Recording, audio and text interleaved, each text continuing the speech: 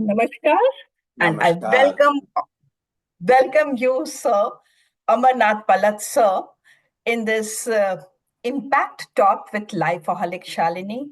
I'm very happy that you could spare your time, sir, and you could spare your time for this show. And I'm super excited to discuss about your 10th book that has recently come up in the genre of memoir and on none other than KP Sudheera. I'm super excited about this book. Before we get into the formal interaction, I would like you to tell our audience what makes you write this book. It is a very interesting question, Shalini. And let me thank you first for inviting me to be with you on this program of yours, which has been going on for many, many times. I am happy that I am with you. I am happy to share with you because ultimately, when a person interacts with you, what happens is, it transforms into something which the audience will feel from the visuals. So that's what impactfulness of your program is all about. Let me go back to writing. When I was returning from my journey of professional life, my wife asked me, with such a prolific activity that you have been carrying, what will you do? I didn't answer her then. But then a memory came 24 years ago when I was in Hinduja Hospital, crippled and waiting for the final eventuality. I had asked her to bring some papers from her home in Burley. So she asked me what to do with that. I said to see what I can do is to write about my life. So the idea of writing happened about 24 years ago, but it took time. And why I changed is another question that you have asked. Is, all of us learn letters and numbers right from the children's stage. But what helped me to understand feelings and life was about letters. And as I progressed into the professional life, I became more closer to numbers because that was what my job was. But everything happens because of a spark in our journey. And I use an obtuse angle to have more meaningful things, what I thought that I can do because there was spare time. And that gave me opportunities. And that happened because of one reason. About 8-9 years ago, our college, engineering college, had a drama enacted, and I was there in that drama. And the drama was connected with the concept of Salvador Dali's Persistence of Memories, the famous painting. So it was all about painting, and it was all about memories. We have a huge storehouse of memories in us, but it'll be interesting to say that to see those memories were connected as a sequence and as a non-sequence in my first novel, which I put and published at the age of 73. That was about memories of the soft data that was connected in my memory. Thank you very much. So you have transitioned, like I see the journey I was going through. You have transitioned from different fields to the much loved literature, and I say literature is a leisure in the present time. Not everyone can afford that. You transitioned from a successful career as a cryogenic engineer and management professional to publishing your first novel, as you said that it was 73. What inspired this shift to literature per se? Like, why literature? It could have been anything. You could have been management guru. You could have, there are so many things. There are so many. In the beginning of this interaction, I said that there are so many feathers in your cap that where should I start your introduction with? So why literature? I myself am a literature. So why literature? Why not anything else? Yeah, getting into literature has been my forte right from the childhood. If I say something, you may not like it, but let me put it forward. I tell this to people. Please go ahead. Yeah, please. For some people who ask me why did you get into it? So I was always telling them that in class 7, there were two friends of mine, George and Soman. They both were having love affair, sort of infatuation with their neighbors. So they both wanted me to write a love letter for the both of them. Wow.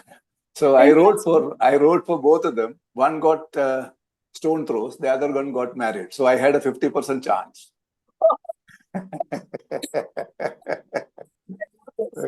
But then, let me tell you, what I used to know was what the language that I knew and studied in school. That was Malayalam.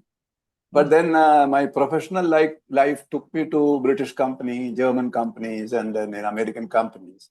All that helped me to understand a bit of other languages, including English, because English was the medium that I stepped into from Malayalam when I moved into the profession of as a cryogenic engineer. I still apply my thought after I think in Malayalam. I think in Malayalam and apply it into other languages. So, interesting. The instincts and premonitions override the planning aspect that I got into the field of literature. It was a kind of a feeling which I mentioned to you that about the drama that I enacted, and then the questions was why not write? So another question that I had was about meeting people. Why some people answer questions, the same question differently, and why some few people view things that are many different ways in one way or the other. So the books that I read included Sigmund Freud's books when I was in school. So I was in search of answers, and in my travel of over the period that I was in, and the locations that I was able to work with, about 22 locations, helped me to understand and interact with people. And I derived a meaning that people are responding mostly from the subconscious mind and not from the logical mind. So I have a lot of stories from those places, stories from the places that I worked with different cultures. And that helped me to write. Great. That is what is seen. That is very much evident in your writing. I myself come from the field of literature, and my thesis, my PhD, was on subconscious mind reading and how what is going on in your mind gets reflected through your body. That made me write my first book on body language. So it totally resonates with me what you are saying. This brings me to the next question that I would like to ask you is, your work spans various genres, including stories, novels, and memoirs in both Malayalam and English. Could you share how your journey as a short story writer began and what inspired you to explore bilingual literature? Why not only Malayalam or why not only English? Why bilingual? This question is coming to you, sir, from a bilingual author herself, because I too write in Hindi as well as in English, and I am published in both English as well as Hindi. So, yeah. See, basically, as I mentioned to you, I know 7 languages Wow. because of the reason that I was tuned. Travel. When I'll tell you how I learned. I can't speak all the languages, but in Saudi Arabia, I went and used to sit with automobile mechanic who was a Yemeni. He doesn't know any other language. So I used to sit with him for about half an hour to 45 minutes almost every day whenever it was possible and learn from him Arabic. And by the time I finished in 2 spells of 12 years, of 16 years of life in Saudi Arabia, I was able to manage Saudis with their language. Oh, wow. Incredible. and in their culture. So this comes out of a purpose-driven value addition, not only to learn languages, but to understand the guy, that Yemeni, I can't forget. And like that, my driver in Gujarat, he taught me a lot of Gujarati. I mean, these are the reasons why, because when I speak to them in their languages, I mean, meeting the people, speaking in their languages is actually an empathy that that is created between me and those persons in terms of vibes, of getting more closer to the discussions from the heart.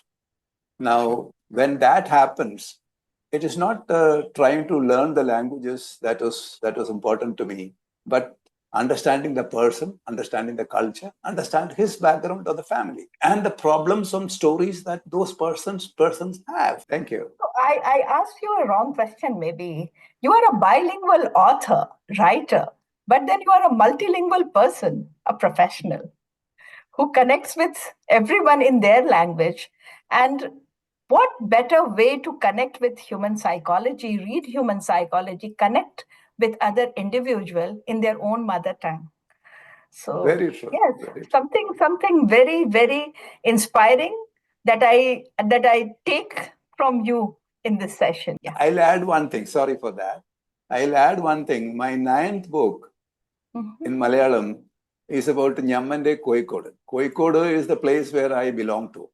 In Kerala, from Trivandrum to down Kasaragod, the dialect and the way that the slang of the people are all different. So I chose to write that book exclusively in the slang of my language, connected to the roots where I belong. Now, that book was a strike with the people who were reading, who understood the meaning of those words better. Yeah. Let me move on to the next question, which is the main reason of having this interaction with you today.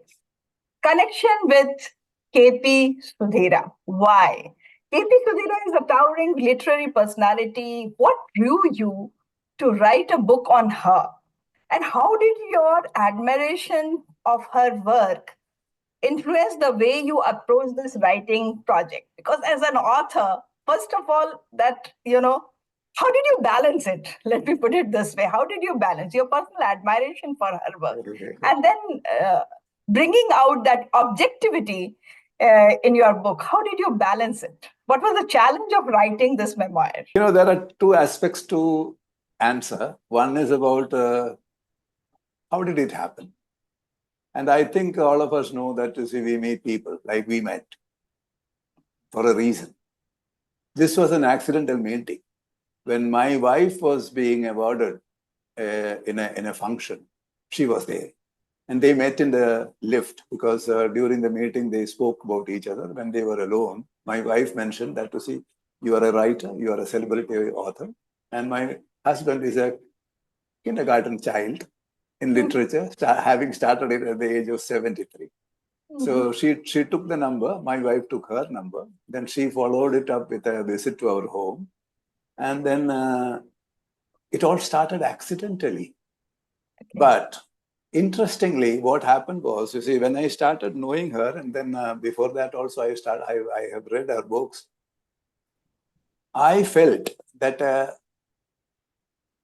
writer who started writing at the age of 17 and now over 4 decades have created such an impact in the society because all her questions or pointers were about the good and bad, the right and wrongs of the society. Now, it was all of a sudden when once she came home and then we exchanged our books, I asked her, I requested her, not asked her, so whether I could write about you. So in another interview, she has clarified that many people earlier had requested her, but she was not willing to. But when I requested, maybe my gray hair, she said, she said that go ahead.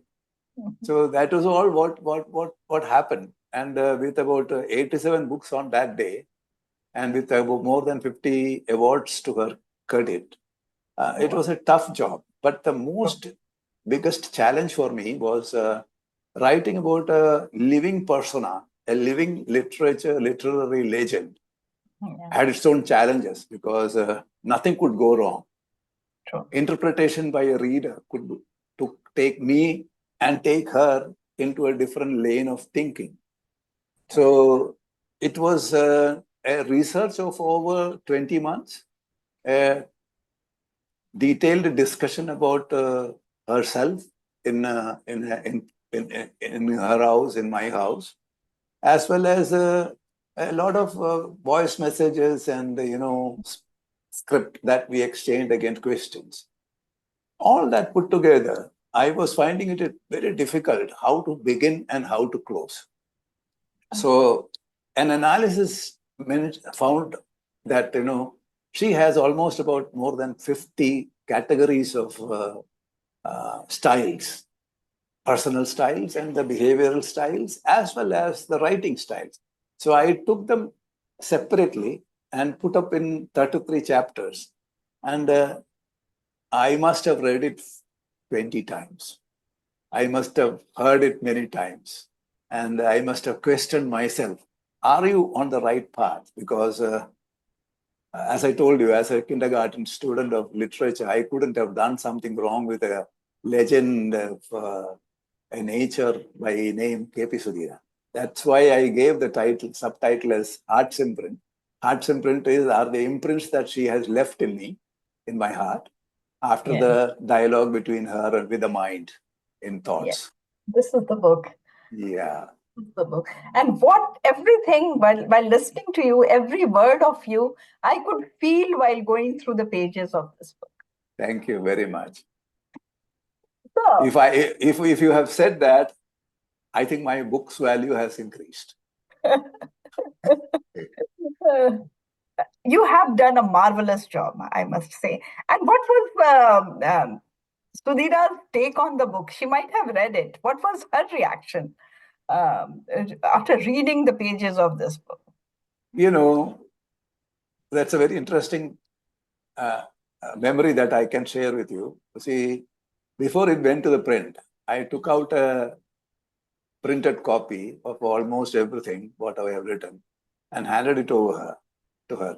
And I advised her, mentioned to her that I'm coming to hand over this to you. So she asked me why. I said, I'll tell you there. So before reading, she said, I am elated. I am so happy. I am pleased with you for having written about me when in my lifetime.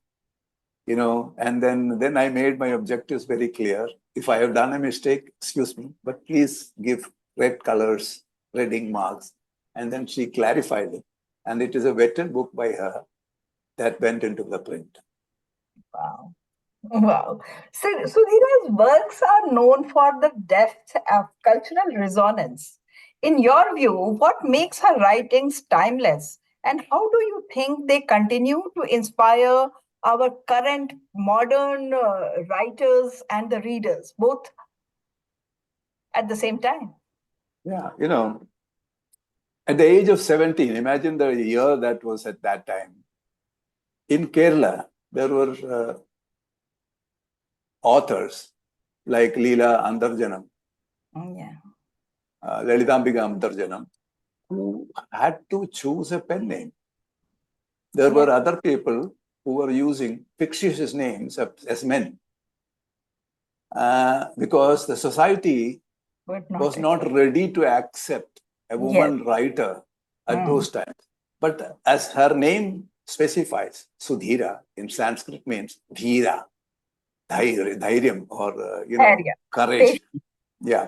So she had the courage. She had the courage to visit almost all continents because there is one book about her visits to all the continents.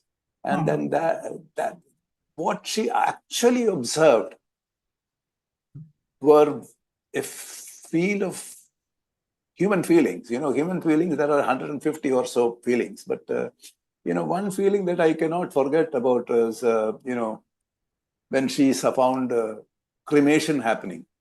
Mm-hmm. And another time when dead bodies were lying in the mortuaries of the Gulf, when he found a man who was dedicating his life only to bring back the dead bodies back to the India. And also about a girl who was ill-treated and raped when she was traveling in a train. And then how those stories came out as books. From 17, she has started writing, but over a period of 4 decades plus, she remained glued to her objectives, but made her writing relevant to time. Now, this becomes the masterpiece. You are a writer, but you are changing. You are changing because your dreams are not unmet. Your dreams are always there. But what is happening is that the kaleidoscopic view of things becomes relevant to the time that we pass through. I think that is the reason why she said, my 100 is not far away.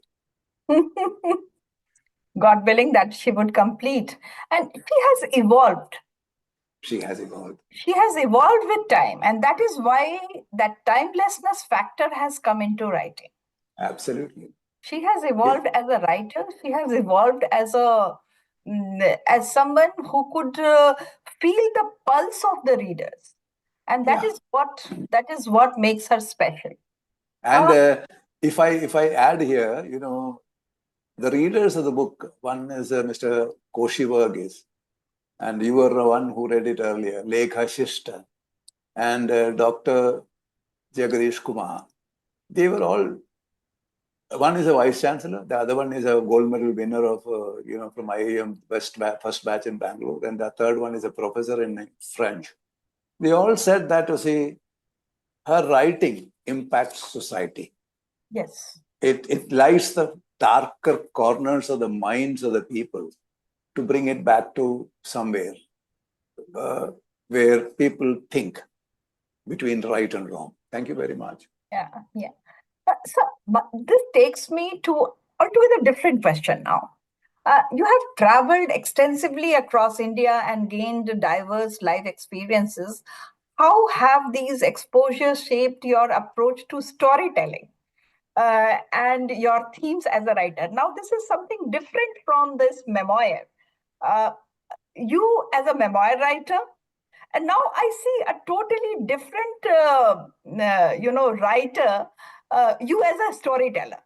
So, how is it? Is the travel? You already said that travel has enriched your writing, but then writing the fiction writing, how how it gets into that, or non-fiction, or a mixture of both? Very interesting. Let me think about it a bit. Can I say that I always used to write a diary. I used to keep notes right from school days, and I used to take photographs. So the memories that I store are photographic memories related to the content that is related to those times that I wrote my diary. And these came as integrals to my thoughts. Because when I imagine, what comes out is about your memories, what has gone by, what you have seen, what you have experienced. Now, there is an additional to that. When I travel, I always did not see the best things like, that is available in those places. In Bombay, I have a friend who is a cobbler. In Italy, I used to have a discussion with a roadside artist. I had a snake charmer in Sri Lanka, a Buddhist monk in another country, and artists of different forms. What I say is, they are all stories like that we all are. We are all stories in one form or the other. But what happens is the formats are different. The background scenario is different, but we are all stories. And when I say that, another story of mine came out in another book, which is called Death Counter and Encounters. That was about 24 years ago in Hinduja Hospital. And I was told by the doctor that, who is a close family friend, that I will not survive. And then I asked him the answer, how much it will be. He said 0.001. That was 24 years now. But I survived. He was my lifesaver. But when he passed away 2 years back, I put up a note about him, not as an obituary, but as a person, a human being who considered another life as a very interesting, connected to another family, part of society, part of his work, part of his responsibility. And you see, the number of people who have read that in LinkedIn are still growing. Now, what I meant is, see, when we write about lives, it's impactful. And the book that was co-authored with my daughter and her husband, which is a Amazon bestseller, is all about a different platform, which you asked me, is about a corporate. So the variety is coming because of all that I am. Yes. They all have gone into your writing, and that is why it has become such a vivid, it has made you a vivid storyteller who could touch hearts across the board. Thank you very much. It was interesting to read your profile. While going through it, I could see that you have had hands-on experience with acting as well. Pouring into acting and art forms, alongside writing, you have interest in acting and other act forms. How has your involvement in these creative fields enriched your narrative styles? It's a very interesting thing. And Yeah, I he will. is turning to management, and from management, he is coming to literature. From literature, he is writing in different genre, and now he's acting as well. So, I mean, I'm baffled. You know, I will answer it in a slightly jovial way. I definitely have to take medicines, precautionary as well as preventive. So there are about 9 to 10 pills that I take. If I don't do these things, which you mentioned, I will be counting the number of pills and the color of pills and the length and breadth and dimensions of the And that pills. is boring. That is That, boring. that puts me into an orbit where I don't belong to. I don't belong there. So that is what it is. Now, about the art forms, I'll talk about art forms first. As a child, I used to write. I remember my sculpture made out of clay at my home long back. But then this art form, I thought, should be blended with literature or a book. So all the books, the first book, the novel, had an artist by name, digital artist, but a fantastic painter, Kiran. The ninth book had a driver who is an artist. That is on the book called Nyamande Kozhikode. And the 10th book, which you are showing, the front cover is made by Sunil Lenas Day, a world-renowned artist, and that too a watercolor painter. And then I also encouraged students of school to come forward and add their caricature, their pictures into the book. Prafula, a class 11 student from the local school, was so brilliant to add a picture. And then, we have actually felicitated her while the book launching was there. Now, art and literature blends here. Yes.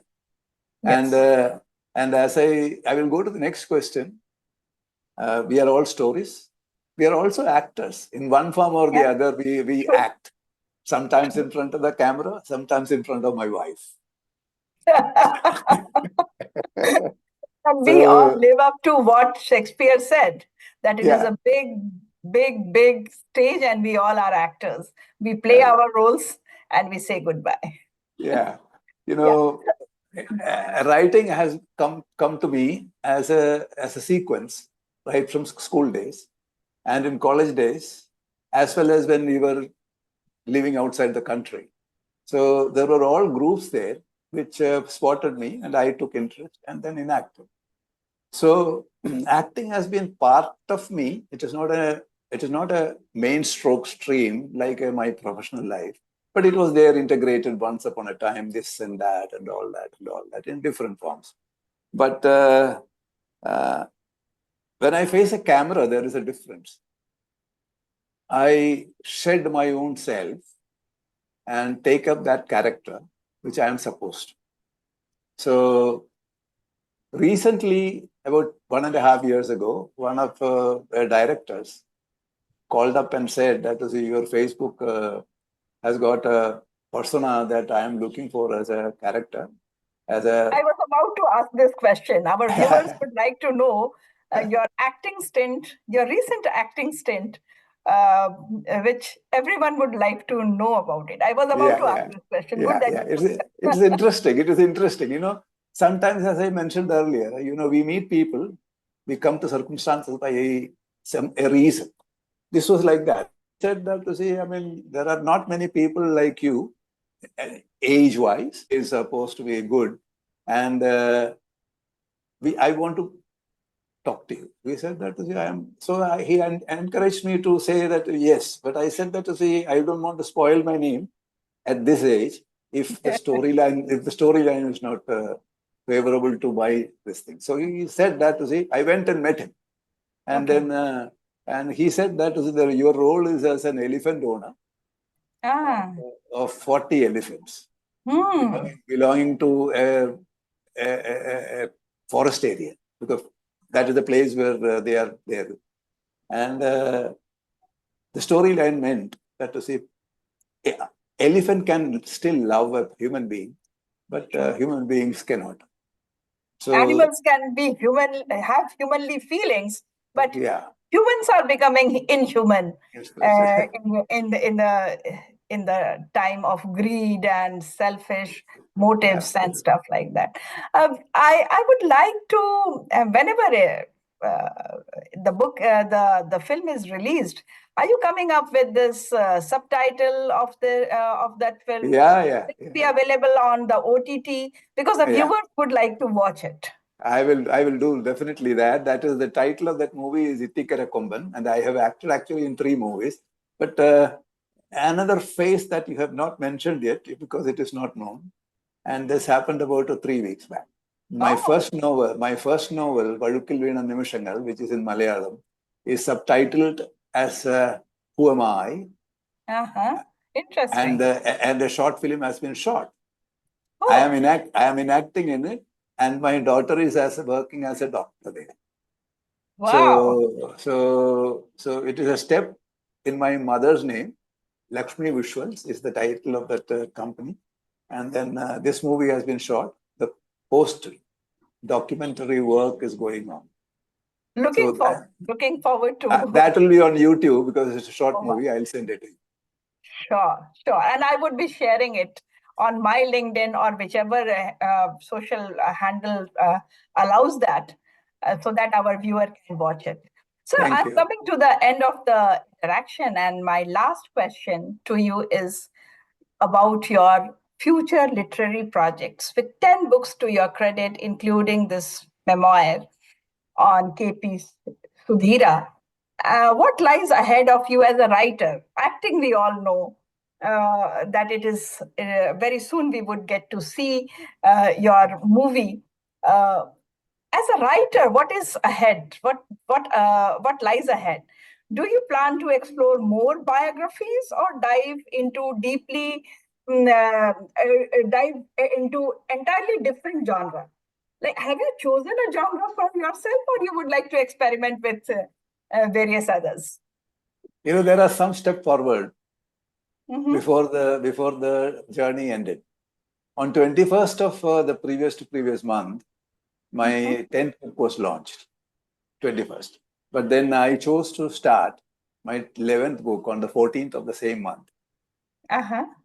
So that book is of a totally different genre. And actually it is magical realism. Magical realism. So could you elaborate on that? What it is all about? I will tell you. Interesting and rather intriguing terms. This is coming based out of my 45 years of life in 5 different multinational companies across the world. I have seen leadership. Yes. I have seen comrades, colleagues, and I have seen juniors, and how some brilliant people were denied because it didn't tally with the organizational interests. There were some leaders who thought that the culture is not very important, but myself is important. Now, this happens everywhere in all the companies that we have. That is why Pan Am has lost its name. Union Carbide has lost its name. Yes. Enron has lost its name, and many companies have lost its name. So the question that arose in me after this or during this year, 2024, was why some companies rise, why some companies collapse, and why some companies like Tata's survive and retain. And it was an interesting study. And I started looking at it about 4 years ago as a reason to understand the roots of failure and the roots of success, and compared many companies and organizations. And that included Leela Kempinski, which was a basic company originated from an ordinary person from Kerala who built up an empire. It had to be sold off. A company from Hassan in Karnataka, which was actually for, from where the sugar was made.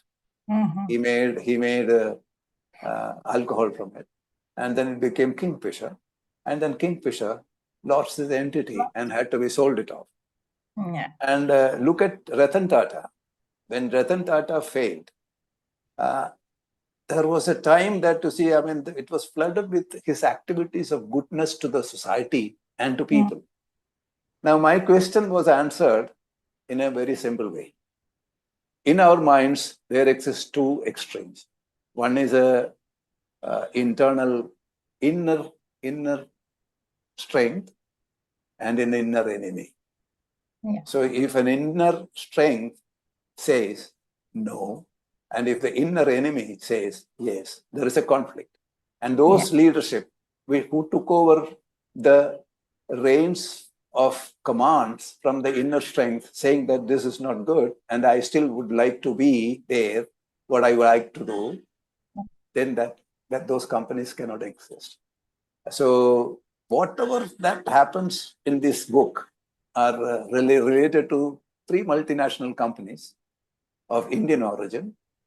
And I am relating, how to give the readership a view that to see my question is answered in their form, inner enemy versus in the inner strength.